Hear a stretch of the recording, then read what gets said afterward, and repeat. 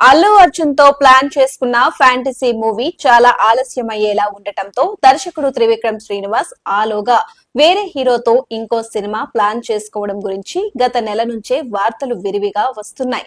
Victory Venkatesh తో project దాదాపు ఖరారైనట్టుగా ఇండస్ట్రీలో వినిపిస్తూనే ఉంది. తాజా అప్డేట్ ఏంటంటే దీని ప్రకటన ప్లస్ అఫీషియల్ లాంచ్ జూన్ 6న ఉండొచ్చట. ఆ మేరకు ముహూర్తం పెట్టారని తెలిసింది. ఇప్పటిదాకా ఈ కాంబోకు సంబంధించిన ఎలాంటి అఫీషియల్ న్యూస్ బయటికి రాలేదు.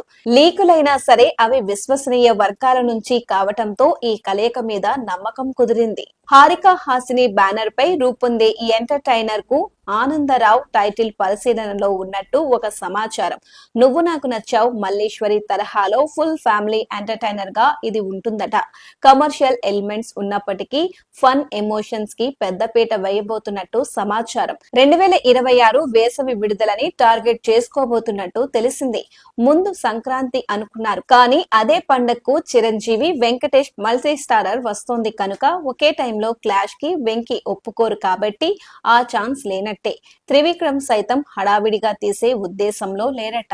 ఎంత మెల్లగా తీసినా ఏడాదిలోపే రిలీజ్ కావడం ఖాయం. సంగీత దర్శకుడి తమనే ఎంపిక అవకాశాలు ఎక్కువగా ఉన్నాయి.